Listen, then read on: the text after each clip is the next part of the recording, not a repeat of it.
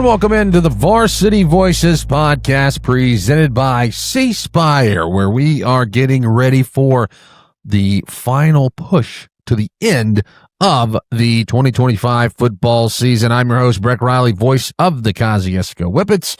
On here with us, we got Brandon Davis, the voice of the Warren Central Vikings, Jared Schatz, the voice of the Germantown Mavericks, Jake Wimberly, the voice of the Brandon Bulldogs, and out of this group, 75% of this group is going to be moving on Friday night for a ball game. Before we get to that, we'll remind you that this pregame segment is brought to you by Oxford Falls and Sizemore Catering. You can visit them at theoxfordfalls.com and get free shipping on all orders over $100. And they have the comeback sauce. They have Sizemore marinade sauce. They got finishing sauces, all that stuff, guys. And I'm getting excited because we're going to have some of this in a few weeks, guys, at state championships. Mm-hmm.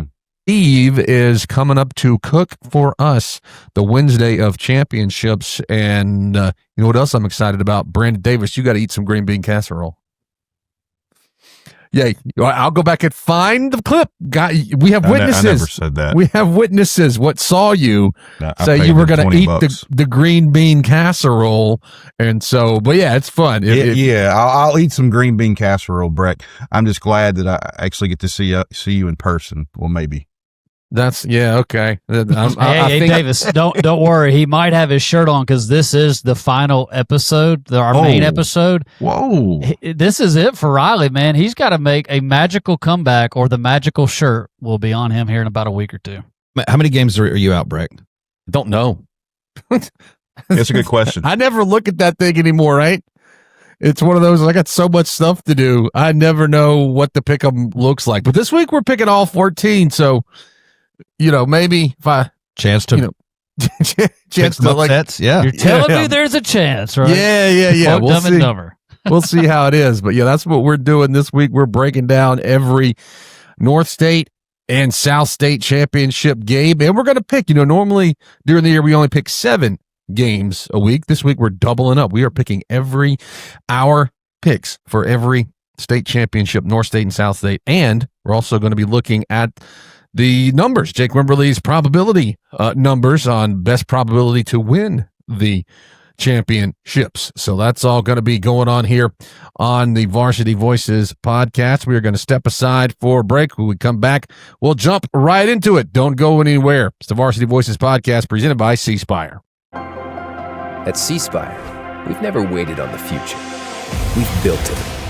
By harnessing the power of advanced technology to transform how we all live and work, elevating connected living, accelerating tomorrow's business growth, and leading the AI revolution, all while staying true to our core purpose. You think we're done? Just wait. There's more to see. C Spire, customer inspired.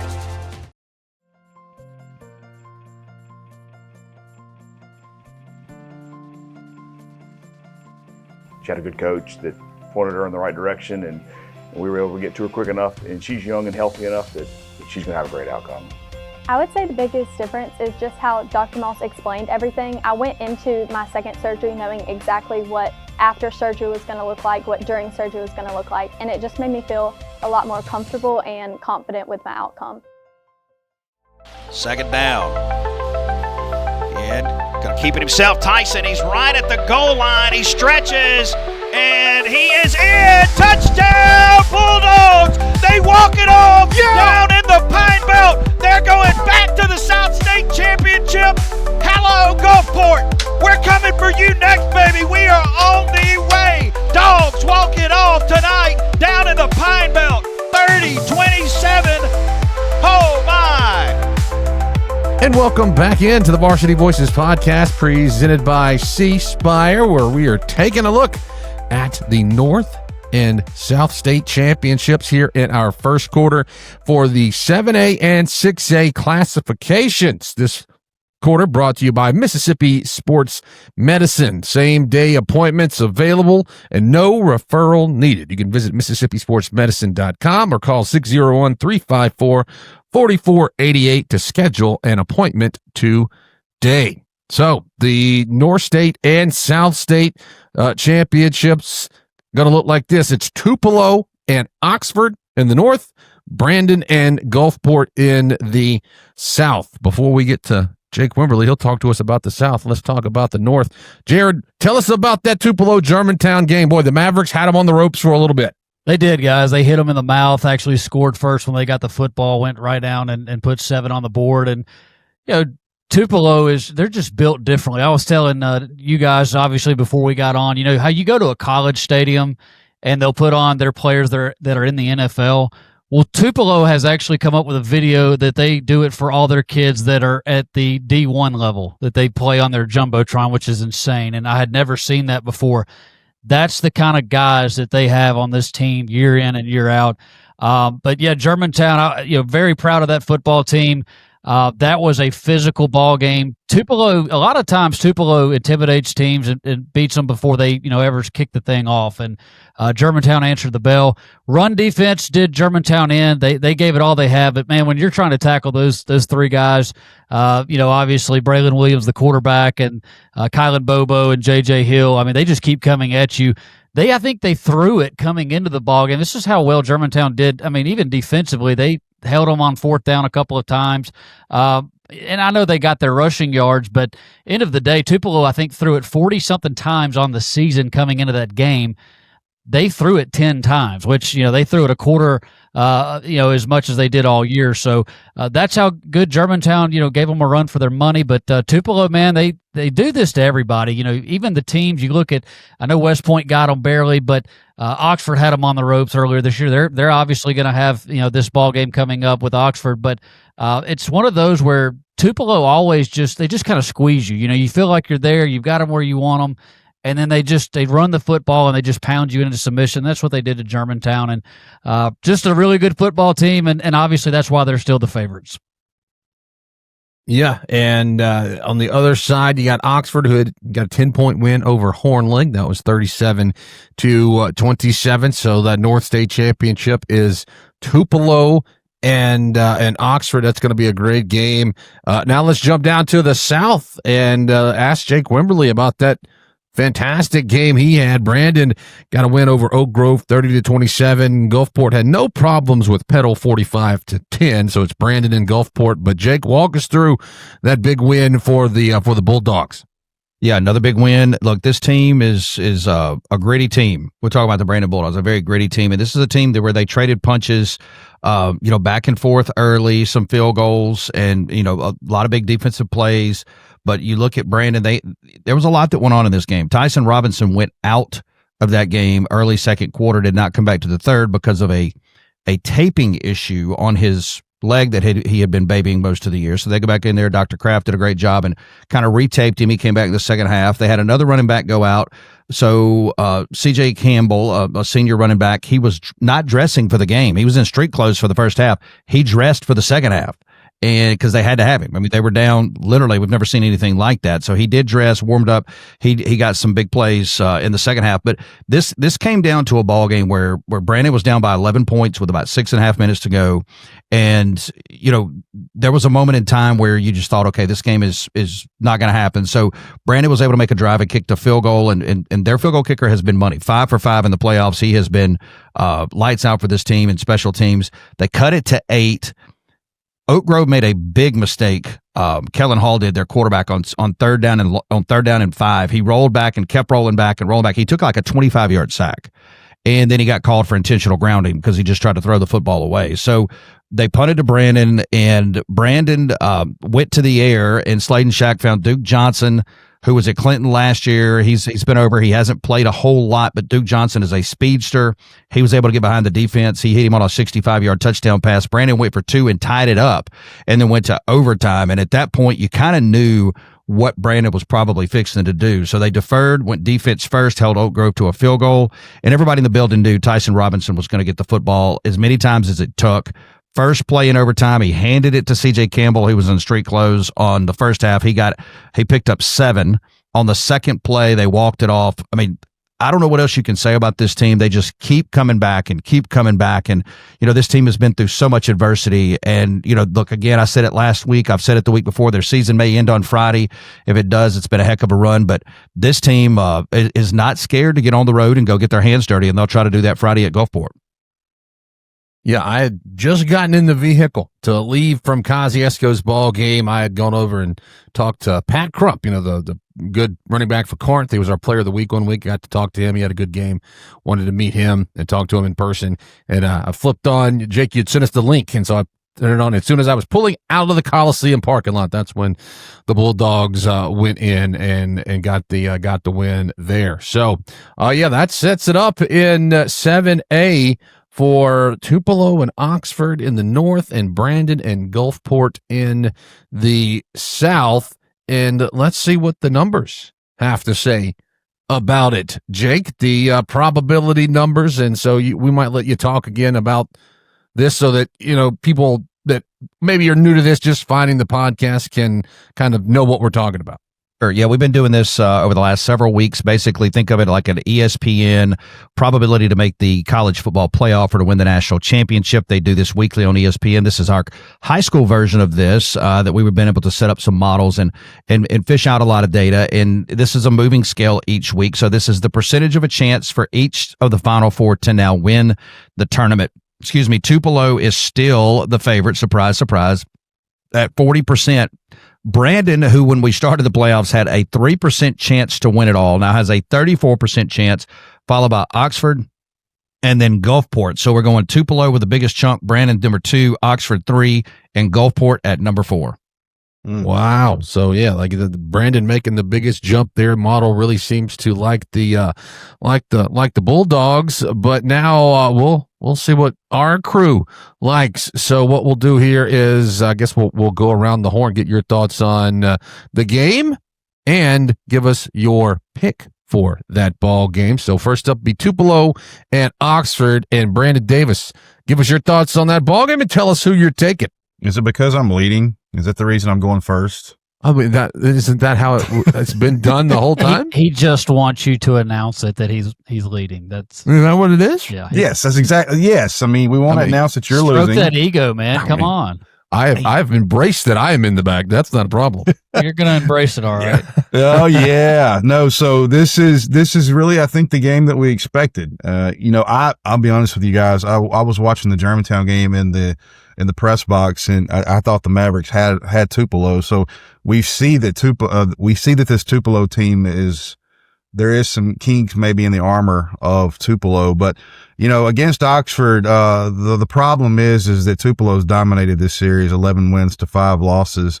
And I know that they lost to Tupelo, that being Oxford 20-13, but I'm certainly taking Tupelo in this game. I just think it's too much wave and just too much talent in that backfield to stop them this Friday night. All right, so Davis is going with Tupelo. Jared Schatz, how about you? Give us your thoughts and your pick. Yeah, look, man, Tupelo is they're just the bullies on the street, man. They know how to finish ball games.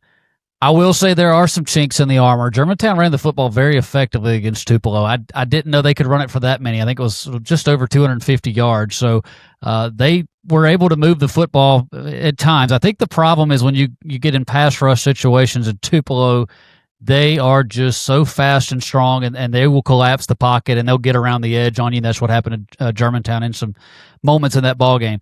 Look, guys, don't forget, Oxford had them on the ropes 13-0 earlier this year, and they were able to win that ball game.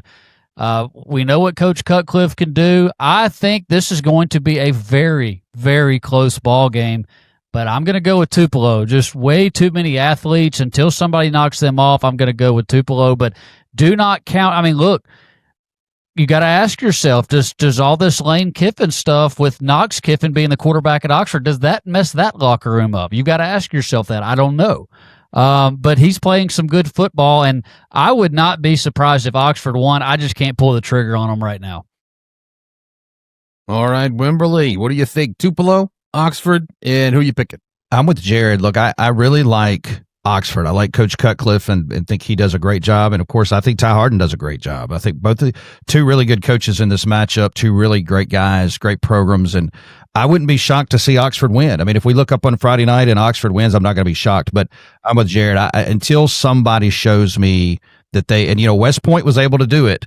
But, I mean, West Point's the little bit bigger bully than they are, right? So, and we'll talk about West Point in their game coming up here later on. But I'm going with Tupelo just because, again, it's at home. And they're going to lean on that run game. It's going to be cooler on Friday night. It's going to be championship-type weather. Give me Tupelo to win. All right. Well, I'm a buck tradition here, and I'm going with Oxford. I'm taking the Chargers. I like Oxford. Like I said, Jared said 13-0 last time, so they got the formula. And I think Oxford does a little bit more to Tupelo because guys, I've already done the part of the binder, right? And I've already penciled in a few. I sent that a while back. I've penciled in who I think is going to be there. I left 7A open because I wasn't sure where I was going, Tupelo or Oxford. Now I'm going with Oxford in this one. So that's the 7A North State Championship. Let's go down to the South. This one, Jake Wimberly going to be down on the coast 2 weeks or two out of the last 3 weeks. He's going to be down there in the Mississippi Gulf Coast, but it's Brandon and Gulfport. So Brandon, our own Brandon Davis. What do you like in this game, and who's your pick? I'll tell you what, if you would have asked me about 2 weeks ago if Brandon was going to be in this game, I probably would have laughed at you with everything that's been going on over there. But these kids are playing inspired football. They're getting behind Eugene Clinton.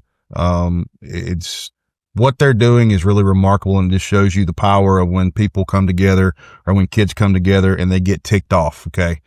These kids are ticked off and they're playing ball. They went down, they upset Ocean Springs. They weren't supposed to. They went down and they beat Oak Grove. They weren't supposed to. I think they're going to go down this week and they're going to knock Gulfport in the mouth, and they're going to win South State, and we're going to have the Tupelo Brandon matchup we talked about earlier in the year. I think Brandon goes down and takes care of business this Friday night. So Brandon Davis is rolling with the Brandon Bulldogs. Jared Schatz, what about you? Well, we talked about Coach Kelly at Lanier for, he was a nominee for Coach of the Year, and Eugene Clinton needs to be up there as well. What he has done is nothing short of phenomenal with all the issues they've had there. For him to step in and make these kids believe and pull an upset every week. They feel like it's Brandon versus the world, and that's what they're carrying out on the field every Friday night. I'm looking at the numbers, guys, and if you just look at this game on paper, but that's been the last few weeks for Brandon.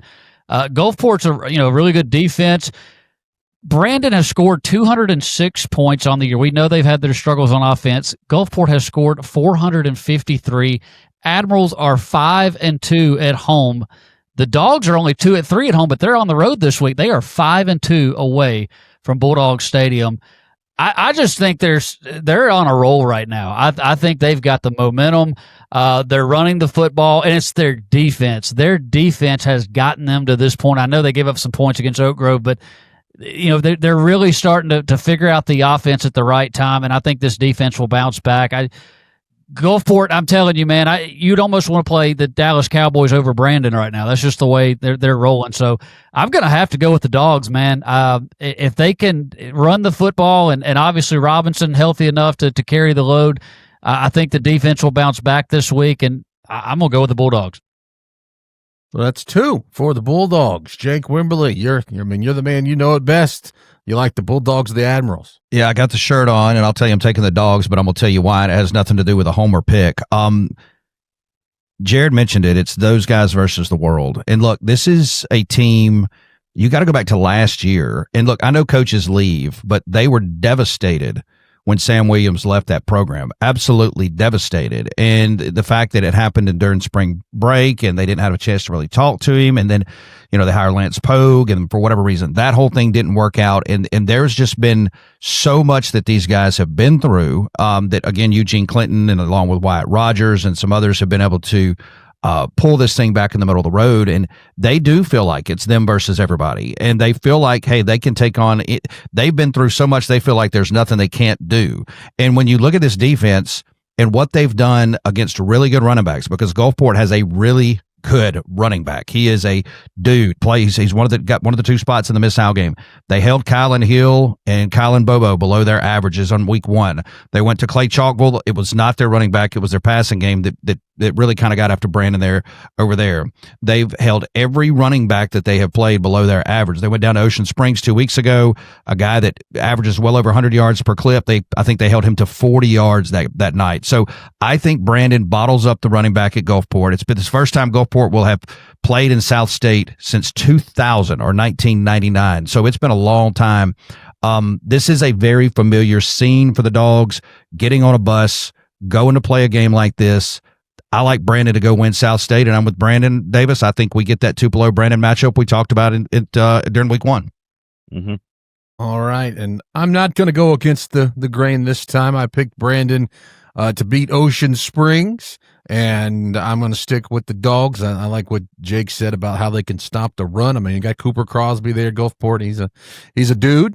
But I think Brandon's just fun. Sometimes you get lightning in a bottle, and I think that's what Brandon's got ever since Eugene Clinton has taken the reins there. Yeah, and Crosby, you talk about Cooper Crosby running the football, 120 yards, per ball game, and Parker Nettles, just under 200 passing yards. They're going to be a challenge, no doubt. But I would not want to see that bus pull up right now with the Brandon football team and those guys getting off of it.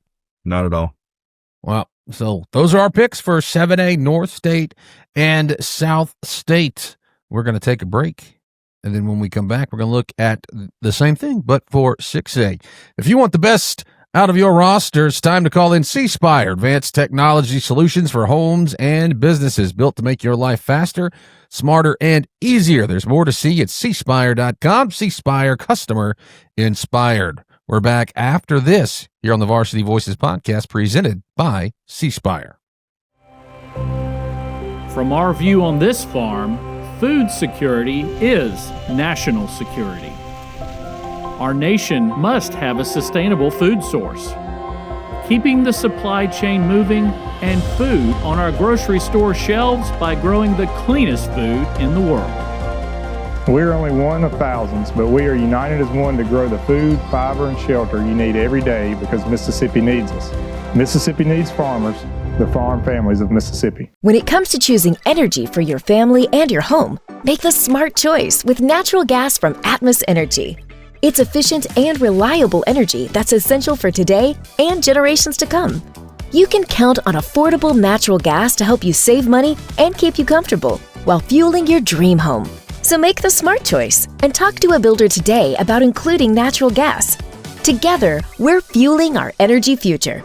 Atmos Energy, your natural gas company.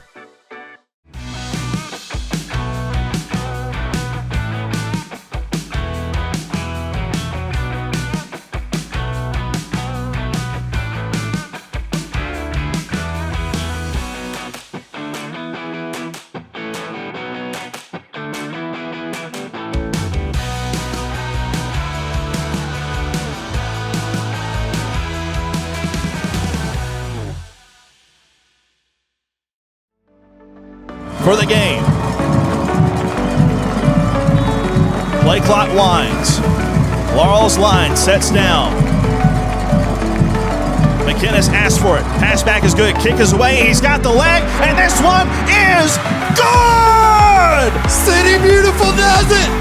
The Laurel Golden Tornadoes are headed to South State. Final score, Laurel 24, Stone 21. And welcome back to the Varsity Voices podcast presented by C Spire, where we're breaking down the North and South State championships. And we did 7A just a minute ago, and now we're going to take a look at 6A. And in the North, the game that no one really saw coming, Ridgeland taking on a Neshoba Central team, and Neshoba actually came out and was leading that ball game for a while, but Ridgeland able to come back and get the win 55-45, so they're moving on. And then it was Warren Central taking out Lake Cormorant, and that was 24-7, so we got a Ridgeland-Warren Central matchup. But Brandon, tell us all about that Vikings-Gators game. Before we went on, you said the 24-7 might be a little misleading about how close the ball game was. It was a good old-fashioned slobber knocker. And to give you guys an idea, the intensity of this ball game, my physical therapist sent me a text joking with me, told me to calm down or I was going to have a stroke. It was that type of a ball game. And even my color guy, Bob Sullivan, and I, we were exhausted after the game. It was that intense of a game. But Cormorant came in, averaging over 320 yards a game. They had rushing. They had Tylen Matthews, kind of Jake, a kid in shots that we've heard of, but he hadn't got a lot of press. 2,300 yards rushing on the season and 31 touchdowns. He's a UNLV commit. But we hadn't heard a lot about him down throughout the state. He's been really quiet up there in that corner of the world. But he came in against the Warren Central defense, and Josh Morgan, I talked about it last week, that I like Josh Morgan in these type of games because they have a chance to really prepare and put together a great plan, and exactly what they did. Talking with Josh, they went back and looked at what the stuff they did against both Willie Gay, against Cam Akers, and also against Malik Deer. Similar type runners that just got in the backfield and took direct snaps and took off with Three good backs, by the way. Yeah, and they were able. Yeah, and so two of them playing NFL. So that was the game plan they came in with, and what they did. I mean, Matthews, he had 23 carries for 157 yards. He had a long of 62, so subtract that out. But the impressive thing, Shots, is he only had 14 yards in the second half after they went in at halftime and talked about it, and he did not score the entire game, and it's the first time the entire season. So Warren Central wins the game 24-7. Nash Morgan is just phenomenal. He's going to be in the talk for Mr. 6A football next season, just a junior. He threw for a touchdown, he ran for a touchdown, and he caught a touchdown from his freshman brother on a trick play that Rob Morgan pulled out of his hat somewhere that they put in last week. His freshman brother came in on an end around, and then he threw it to Nash wide open out in the flats, and we call it the Morgan to Morgan special. So, at any rate, so 24-7, but it's just how the game was played. A hard-fought game. Warren Central, a team that has over 230 yards a game rushing, only had 16 yards rushing in the first half. Cormorant has some dogs, man, and some big kids on the D-line. We thought the best defense that we went up against was probably Madison Central. I think they were probably night and day better than Madison Central, and that's not a slight at all against Toby Collins' bunch. Huge. And they ran to the football. Rashad Bobo, number one, he's a dog. He's a player. But at any rate, a hard-fought game, a lot of bumps and bruises. We came out with a big win, and it was the type of game that we needed going into a North State where it's like, all right, boys, you took care of the first round pretty easily. You got your bell rung in the second round. Get ready for a battle next week. Yeah, and looking down in the South, two games not really all that close. Hattiesburg took out Pascagoula. They didn't have Ray Stevens Squirrel with them. The sleepy town of Pascagoula. Should have brought the Squirrel with them. They took one to maybe one of the hottest teams in the state we've talked about each and every week, Hattiesburg, after that start that they had. But Hattiesburg gets to win 35-20, and then Picayune, no problem with Hancock. I think Hancock was kind of a surprise to be in there, but Hancock, Picayune gets a 52-20 win. So your North and South states are Ridgeland and Warren Central, and Hattiesburg and Picayune, and let's see, Ridgeland and Warren Central is going to be there in Vicksburg, and Picayune, Hattiesburg, I believe, is going to be in Hattiesburg. So once again, guys, we'll go around the horn and see what you like, break down the matchup, and give us your winner. So we'll start with the voice of the Vikings, Brandon Davis, Warren Central and Ridgeland. Warren Central's 3-0 against Ridgeland. They beat them 21-14 back earlier in the season on the 10th of October. And that game, the way it played out, is now becoming to be a huge blessing in disguise, because it was a game where Warren Central went up 21-0, was about to be 28-0, and then they got through an interception in the end zone, and Ridgeland fought back to 21-14, and it was a dogfight the entire night, the entire second half. So it was the type of game that we needed. It was tape that we needed to see. And Josh Morgan, he is 9-0 against all wing T offenses. So he has a way of going back and looking at these games. And what was crazy is that after the game Friday night, a hard game against Cormorant, they came in, got them something to eat, and they were at the whiteboard drawing stuff out already. So they're already preparing. They already have an idea of what they want to do. So Warren Central, this is a team that is the thing that Warren Central's always had is a good defense, but they've lacked the offense. They have the offense now, averaging 32 points a game, giving up 16 points on defense, probably a little better than that. But yeah, I really like this Viking team. I love Todd McDaniel. I love Ridgeland. I think they have a very dynamic offense, but they've been giving up a lot of points, 28 points to Grenada, and then they gave up 45 points last week to Neshoba Central. So on the defensive side, they're a little lean in some areas. I heard that one of their better linebackers has a knee injury. So that's another thing that they're dealing with, and some of the depth issues. So I like Warren Central, and I think it's going to be a hard-fought game, but I do think Warren Central is going to walk away pretty big this week. All right, so Davis is taking the Vikings. Jared Schatz, unique perspective with both Ridgeland and Warren Central, in your repertoire over the years. What do you like, the Titans or the Vikings? Yeah, I love both schools. I guess I'm a wanderer. I've done play-by-play for both of them. But, no, these guys respect both of these schools. I'll tell you what, I think Ridgeland's in trouble, and Brandon just nailed it. I think it's for the fact that, when everybody says, there's a wing T offense or an old school wishbone or whatever it is, a throwback offense, and people say it's tough because it's hard to simulate it in practice. Well, the problem is Warren Central's already seen it. They saw it a couple weeks ago, and they kept Ridgeland to 14 points. So then you give Josh Morgan more time to look at it, see what went right, what went wrong. I don't like this matchup. I don't like it for Ridgeland. And this is a great offense. They've almost put up 500 points on the season. They've scored 494 points this year. Ridgeland 41 points a ball game. I don't like giving Josh Morgan a second chance look at this offense. You said he was 9-0 versus wing T. I think you got to make it 10-0, and I'm sure Ridgeland will have all this playing in the locker room this week. But yeah, bring it. Yeah, I just think you are what you are. You're not going to change the offense. You're going to be a wing T offense going over to Vicksburg, and I don't like the matchup, man. I like Warren Central in this ball game. 2 for the Vikings. Wimberly, what about you? Yeah, first off, let me tell you this real quick on the analytics. Warren Central is the highest team with the best probability right now to win the state championship at 40%, Picayune 23%. We'll get to their ball game in a minute. Hattiesburg 21%, and Ridgeland at 16%. And again, to kind of echo what Jared and Brandon said, really love what Ridgeland has done this year. I don't like the matchup either. I like the Viking defense. What Nash Morgan, the quarterback that he has become is, truly amazing. Obviously he comes from a football family. He's got the bloodline, the pedigree. I just think Warren Central is playing at a different clip. Right now, give me the Vikings.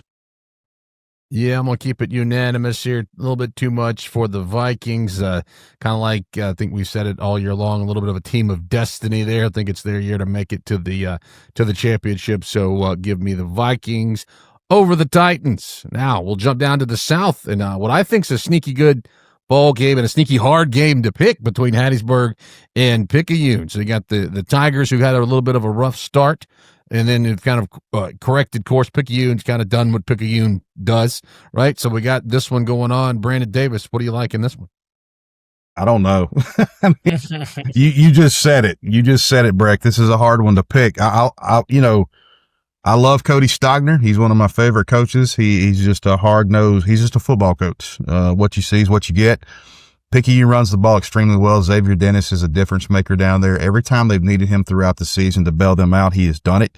What concerns me about this game is Hattiesburg's a more balanced offense. They can throw and run the ball.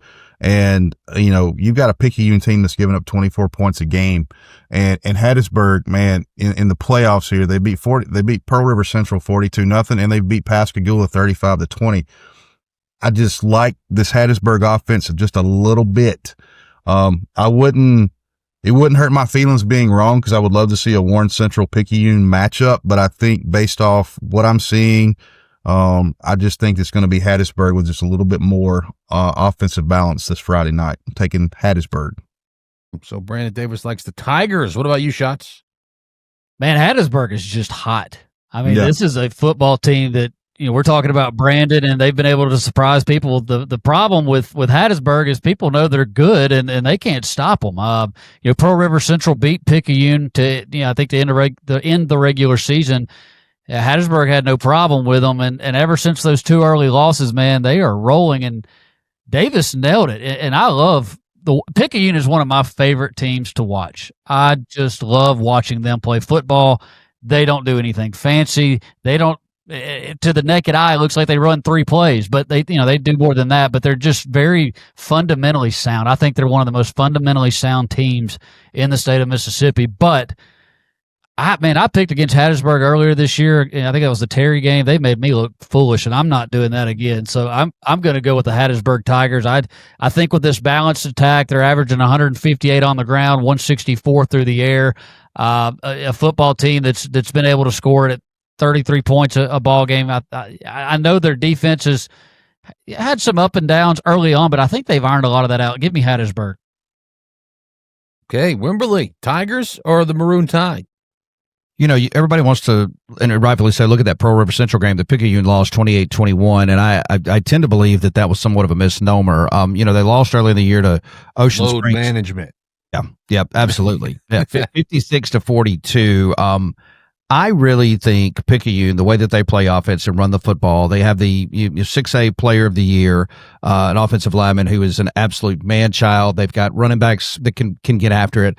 I like Picayune in this situation. I mean, Hattiesburg, a really good football team, and they're scoring a lot of points. But give me the Maroon Tide to get to state and take on Warren Central in the 6A championship. Yeah, I'm going with Wimberley on this one. I like Picayune in the ball game. I think they do enough. Keep the offense rolling, keep the Hattiesburg offense off the field, and are able to control the tempo and control the clock there. And we do get that Warren Central and Picayune matchup in Starkville, which would be a heck of a ball game. Be fun. But yeah, so. That's our look at the 6A and 7A state championships. 2 of our guys got to be on the call. What are you guys' plans? Well, you're at home, Brandon, and Jake, you're on the road. So, what's game day going to look like for you guys this week? Jake, you go first since you got a long road trip. Well, we'll get up, we'll stretch, we'll do around the house a little bit, and then we're going to roll out a little before lunch. And, we're going to get down and try to have some good food down on the Mississippi Gulf Coast. And, I said it the other night on Russ Robinson's show. I like 2 things. I like shrimp po' boys and good football, and we're going to go get both of it on Friday night. So we're headed down and we'll make that trip down and stretch our legs, get set up and be there, about 2.5 hours before kickoff and take in the sights and sounds there. So Brandon Davis, after you eat all that green bean casserole on Thursday, you got to sleep it off on Friday. So what's it going to be like? Yeah, it's a blessing to be able to play these games at home like this. Road trips are fun, but when you can get your home crowd behind you, it's always a blessing. But I'm gonna come out of my food coma from Thanksgiving. By the way, happy Thanksgiving to all you and yours. We love you. So I'll come out of my food coma on Friday. Egg Bowl, I think, is what, Friday morning. So 11 o'clock kickoff. Yeah, so I'll watch State get whatever happens to them. And we'll go to the stadium about 3 o'clock and get set up, do our normal routine, and like I said, stretch and do our stuff and keep the same. I'm a mojo type person and superstition guy, so I have my things down to the time that I do this and that, and that's what we'll do. And I'm looking forward to a great game. But no, it's going to be a fun night for us. Win or lose, it's just a great time to being able to play ball right now. Hey, Brandon. Yeah. State's going to win the Egg Bowl. You think? Yeah. Hey, Yeah, I'm not. so My feelings will not be hurt if that happens. I would love it, but I'm just saying. Kiffin has. I know this is not a college show, but Kiffin has totally, I think, taken this Ole Miss team way off schedule here. It's kind of like what Mullen used to do. Yeah, kind of like Mullen used to do back in the day when we were the favorite, and he was interviewing at Florida and all the other places. So you might be right, but I tell you, it's just going to be a good opportunity to watch some football early. I wish we could have Coach Cutcliffe on at Oxford to see how he feels about the drama, because I'm telling you, man, I think it's going to affect that locker room as well. And then you got mighty Tupelo. I mean, so yeah. You made a point, Shots, that I hadn't thought about, but you were dang right. You've got to be laser focused with these kids, and you want these kids to be laser focused, and you know that you've got his teammates going around saying, hey, what's your dad doing? What's your dad doing? You're going to be here next year. So little things like that, and he's a sophomore. So, that's tough, man. That's a tough task. He got name dropped on College Game Day. Pat McAfee and Bunch talked about Kiffin going to Oxford High School and winning the playoff game on College Game Day. Nuts. This past Saturday. So yeah, I also picked Mississippi State. The State's fighting for a bowl game, and of course the whole Lane Kiffin situation. 11 o'clock early kickoff. I think it all plays into to what state needs to do. But that wraps it up for us here on this episode. Next episode, we're going to do the same thing, but 5A and 4A. So for Brandon Davis, Jared Schatz, Jake Wimberly, I'm Brett Riley signing off here on the Varsity Voices podcast presented by C Spire.